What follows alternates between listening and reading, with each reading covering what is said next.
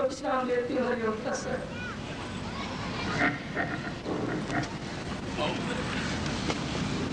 गुरुदेव महाराज की, गुरुदेव महाराज की, गुरुदेव महाराज की।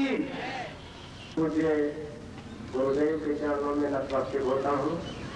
मंच पर विराजमान संतों के चरणों में प्रणाम करता हूँ और उसके बाद परम पूज्य गुरुदेव के स्वागत के लिए मैं कुछ बंधुओं को आमंत्रित करता हूँ, जिसमें सर्वप्रथम हमारे कांगड़ा जिला से गैजा स्थान पर जो हमारी इंटरनेशनल ब्रह्म ऋषि मिशन की शाखा है, उसके अधिकारी श्री गायत्री भारद्वाज जी आएंगे और परम आराध्य गुरुदेव का फूल मालाएं पहना करके स्वागत करेंगे। श्री गायत्री भारद्वाज जी।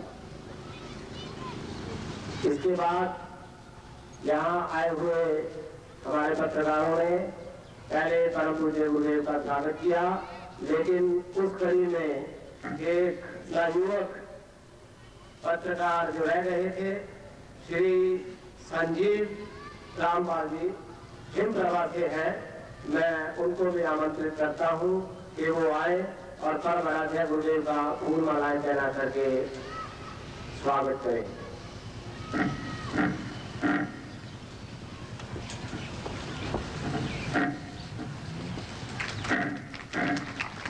चंडीगढ़ शाखा से हमारे अधिकारी श्री अनिल महाजन जी, वो भी यहाँ मंच पर आएंगे और परम आराध्य गुरुदेव का स्वागत करेंगे। श्री अनिल महाजन जी।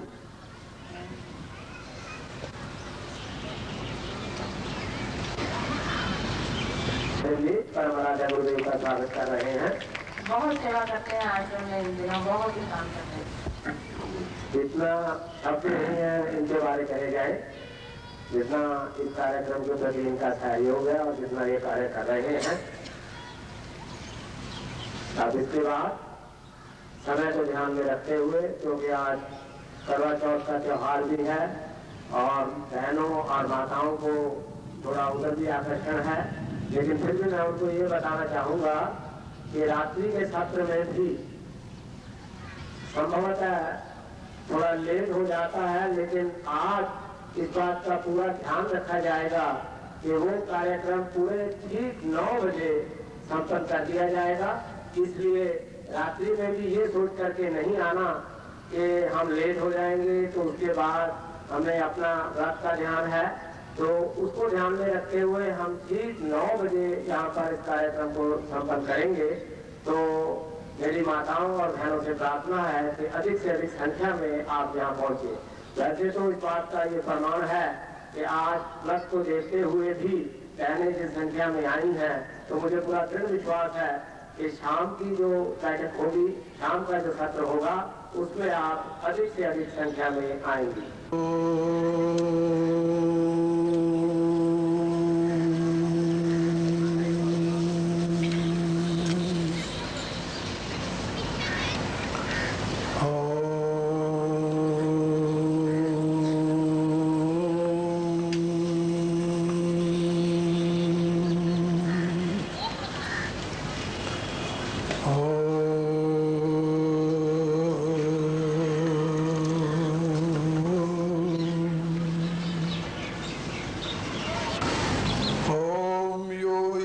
रामचंद्र स भगवान द्वैत परमानंदात्मा यत्परब्रह्म भूर्भुवः स्वः तस्मै वै नमो नमः।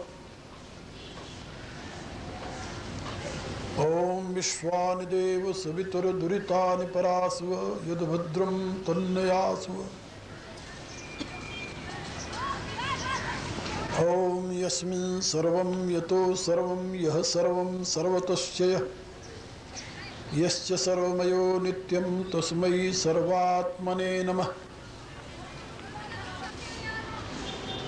ओम नारायणं नमस्कृत्य नरं चैव नरोत्तमं देवीं सरस्वतीं व्यासं ततो जयमुदीरयेत्। ओम प्रणम्य शीर्षा देवं मारुतिं करुणाकरं करोमि गीता व्याख्या भगवत भाव प्रकाशिनी। श्री राम जय जय राम। श्री राम जय जय राम।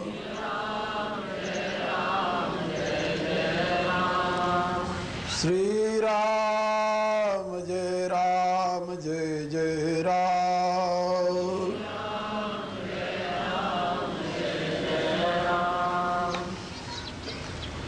करुणा निधान भगवान श्री राम की करुणा आप सभी के लिए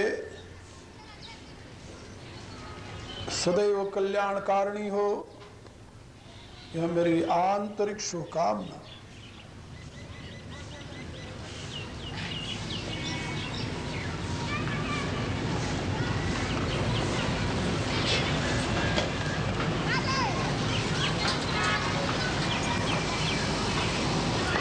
मनुष्य होने के नाते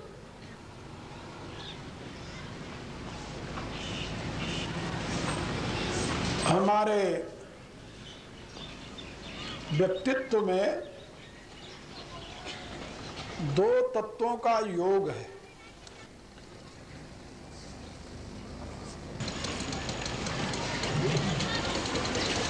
बुद्धि से लेकर के स्थूल शरीर तक तो प्रकृति का साम्राज्य है,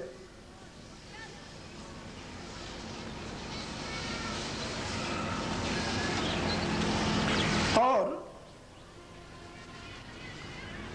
बुद्धि, अहम, मन, इंद्रियां और शरीर को भी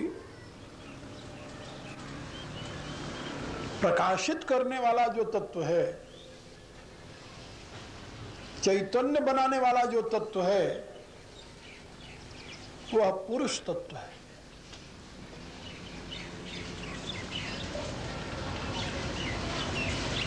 तो चेतना व ज्ञान के रूप में हमारे जीवन में पुरुष की प्रतिष्ठा है। इसी को भगवान ने गीता के 13वें अध्याय में बताया। प्रकृति पुरुषश्चैव विद्यनादि उभौ अपि। प्रकृति और पुरुष इन दोनों को तू अनादि जान, और इसमें कार्यकरण कर्तृत्व हेतु प्रकृतिरुच्यते, पुरुष सुख दुखानां भोक्तृत्व हेतुरुच्यते। इसमें जो कार्यकरण और कर्म है, कार्य माने शरीर, करण माने इंद्रियां, और कर्म माने इनका व्यापार। ये जो तीन तत्व हैं, ये तो प्रकृति से संबंधित है, और जो अनुभूति है, एक्सपीरियंस है, वो पुरुष से संबंधित है। अच्छे एक्सपीरियंस को सुख कहते हैं और प्रतिकूल एक्सपीरियंस को दुख कहते हैं। इसलिए बताया पुरुष सुख दुखानां भोक्तृत्व हेतुरुच्यते। सुख और दुख के भोग माने एक्सपीरियंस, अनुभूति, तो अनुभूति में पुरुष कारण है। जब ये बात दोनों आप समझ जाएंगे तो आपको बड़ी आसानी से बात समझ में आ जाएगी कि लोक व्यापार तो कर्म से सिद्ध होगा, और मोक्ष व पूर्णत्व की प्राप्ति वो ज्ञान से सिद्ध होगा। कर्म से मोक्ष की सिद्धि नहीं होती, और ज्ञान से लोक व्यापार की सिद्धि नहीं होती, क्योंकि मनुष्य होने के नाते आपको लोक की भी आवश्यकता है, परलोक की भी आवश्यकता है, दोनों की आवश्यकता है। इसलिए न तो आप कर्म का त्याग करके ज्ञानी बन सकते हैं और न तो ज्ञान का त्याग करके आप कर्म में ही प्रवृत्त हो सकते हैं, क्योंकि ज्ञान के अभाव में शरीर में क्रिया नहीं होगी, मूवमेंट तो होगा लेकिन कर्म नहीं होगा। कर्म और मूवमेंट में या क्रिया में क्या अंतर है? कर्म है एक लक्ष्य को प्राप्त करने के लिए जो विधि विधान के साथ किया जाए, वो तो कर्म है। और क्रिया जो मूल रूप में से चल रही है, मूवमेंट जो चल रहा है। So movement is the nature of nature that will go in your body, but that can't be fruitful. And karma is related with some particular fruit, an aim, and destination. So, if you want to achieve that destination, you have to do karma according to that law. And that law you can know by knowledge, not by body, not by senses. इसलिए गीता कहती है कि नहीं कश्चित् क्षणम अपि जाति तिष्ठति अकर्मकृत। मनुष्य कर्म के बिना एक क्षण भी नहीं रह सकता और ज्ञान के बिना रह सकता है? बोले नहीं, ज्ञान के बिना तो उसका अस्तित्व ही नहीं रहेगा। इसलिए नहीं ज्ञानेन सदृशम पवित्रम यह विद्यते, इस जीवन में ज्ञान के समान और पवित्र कुछ है ही नहीं। तो मनुष्य को क्या करना चाहिए? करना चाहिए ज्ञान के प्रकाश में कर्म का अनुष्ठान, जिससे उसका लोक भी बन जाए, परलोक भी बन जाए। याद रखो, गीता केवल मोक्ष शास्त्र नहीं है, केवल मोक्ष शास्त्र नहीं है। केवल कहने का अभिप्राय, केवल मोक्ष शास्त्र उसे कहते हैं जो मरने के बाद आपको आपके डेस्टिनेशन तक पहुंचाने की जिम्मा लेता हो। लेकिन ऐसी गीता नहीं है, वो तो जीते जी जीवन की व्यवस्था भी प्रदान करती है। इसलिए गीता के अंत में, प्रत्येक अध्याय के अंत में जो उसकी पुष्पिका है ना, उसमें आप लोग क्या पढ़ते हैं? ओम तत्सत इति सुपनिषत्सु ब्रह्म विद्यायाम योग शास्त्रे। केवल ब्रह्म विद्या गीता नहीं है, योग शास्त्र भी है वो। और केवल योग शास्त्र नहीं है, ब्रह्म विद्या भी है वो। तो ब्रह्म विद्यायाम योग शास्त्रे, ये गीता के लिए दो विशेषण दिए गए। वह ब्रह्म विद्या है, वह योग शास्त्र है। ब्रह्म विद्या तो आपके आत्मा से संबंधित है और योग शास्त्र आपके कर्म से संबंधित है। बात समझे? दुर्भाग्य कहिए, जो बातें विरक्त महात्माओं सन्यासियों के लिए कही गई, उसको लोगों में आम जनता के लिए प्रचारित किया। ये दुर्भाग्य है। ये धर्म का यथार्थ स्वरूप न जानने का परिणाम है।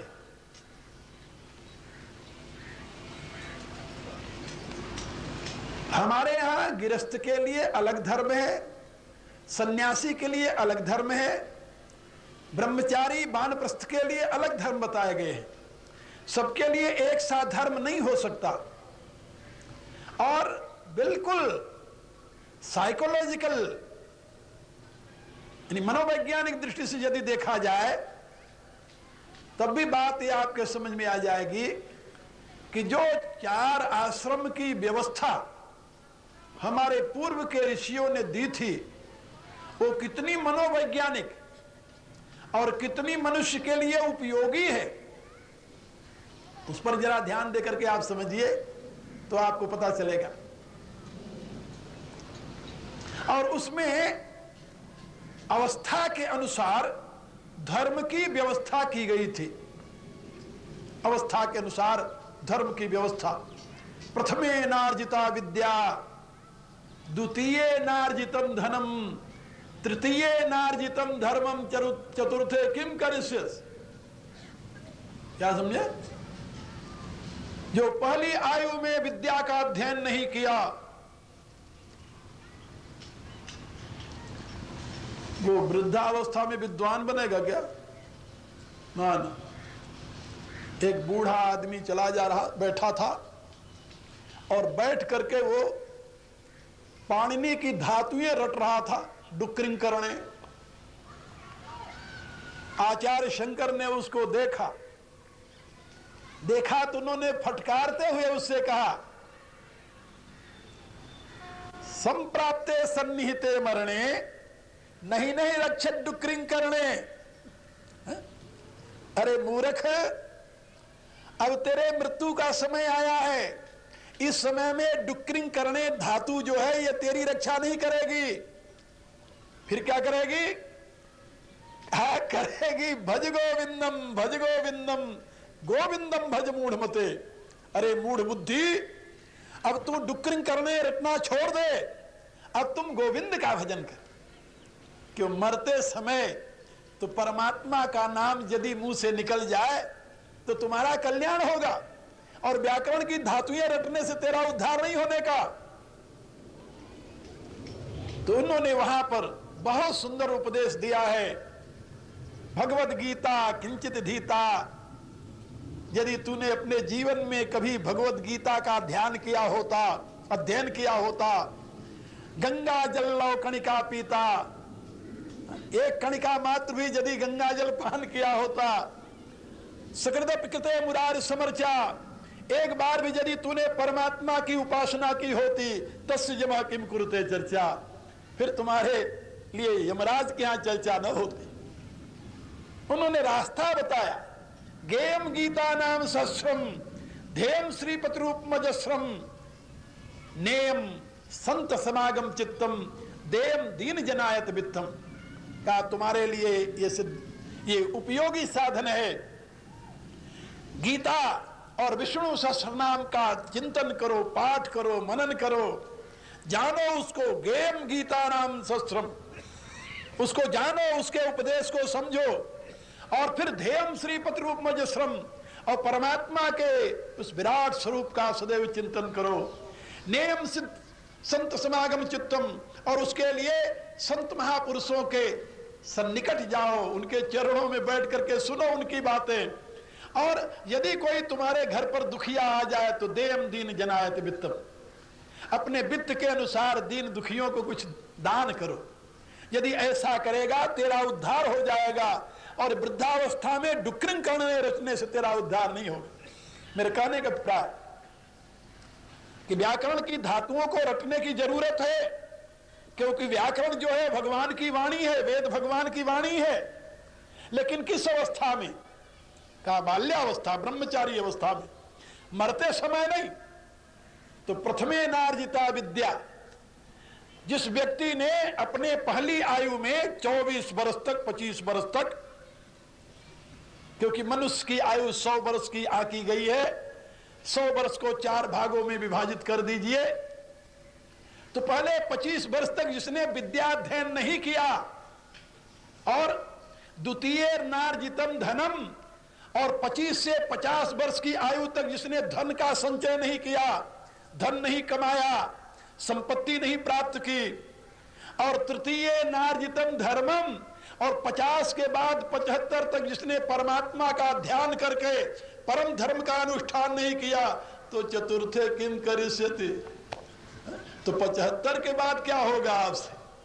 सोचो पहले। मरते समय यदि सोचो कि हम भगवान का ध्यान कर लेंगे, असंभव है। प्यारे जो मन चित बुद्धि सदा जीवन जग चिंतन में बीती, तो भला कहो क्या अंत समय हर चरणों में लाए प्रीति। जब तक शरीर में शक्ति थी तब तक तुम संसार में लिप्त थे और अब मृत्यु नजदीक आई तो सोचते हो भगवान हमारी मदद कर दे। नहीं, असंभव है। इसलिए हमारे यहां आचार्यों ने, ऋषियों ने मनुष्य के जीवन को उसकी अवस्था के अनुसार धर्म की व्यवस्था दी है। लेकिन याद रखो, यह धर्म की व्यवस्था सर्वत्र दो भागों में ही विभाजित है, ज्ञान और कर्म। ज्ञान और कर्म। यथार्थ का ज्ञान हो और मिले हुए साधनों का सदुपयोग। प्राप्त साधनों के सदुपयोग को ही कर्म कहते हैं। और वह कर्म कौन सा हो जानते हो? कर्म की व्याख्या की भगवान ने, भूत भाव उद्भव करो विसर्गा कर्म संगीतः। जो आपके पास प्राप्त शक्ति है उस शक्ति का विसर्जन, समर्पण कर्म है। लेकिन कैसे समर्पण, किस लिए समर्पण? कहा भूत भाव उद्भव करो। आपकी आत्मा जिस स्तर पर है उस स्तर से ऊंचे उठाने के लिए प्राप्त शक्ति का विसर्जन कर्म है। याद रखो, जहां आप हैं, जिस अवस्था में आप हैं, उस अवस्था से नीचे गिरने के लिए किया जाए वो कर्म नहीं है, वो तो विकर्म है। जो आपको अपनी अवस्था से नीचे ढकेल रहा है वो कर्म नहीं, उसको विकर्म कहते हैं। कर्म क्या है? कहा जहां आप हैं वहां से आप ऊपर उठे। भूत भाव उद्भव करो। प्राणियों के भाव माने अस्तित्व को, उत माने ऊपर, भव माने होना। प्राणियों के अस्तित्व को ऊपर उठाने की जो प्रक्रिया है, उसके लिए जो प्राप्त शक्ति का विसर्जन, त्याग किया जाता है, उसको कर्म कहते हैं। इससे आप लोग समझ गए होंगे कि कर्म और ज्ञान ये दोनों दो से संबंधित हैं। कर्म किससे संबंधित है? प्रकृति से। ज्ञान किससे संबंधित है? पुरुष से। कहा कर्म ज्ञान ये दोनों तो बता दिए, और भाव कहां से आ गया? वो कहां गया? कहा वो दोनों के संयोग से होता है। दोनों के संयोग से भाव की अभिव्यक्ति होती है।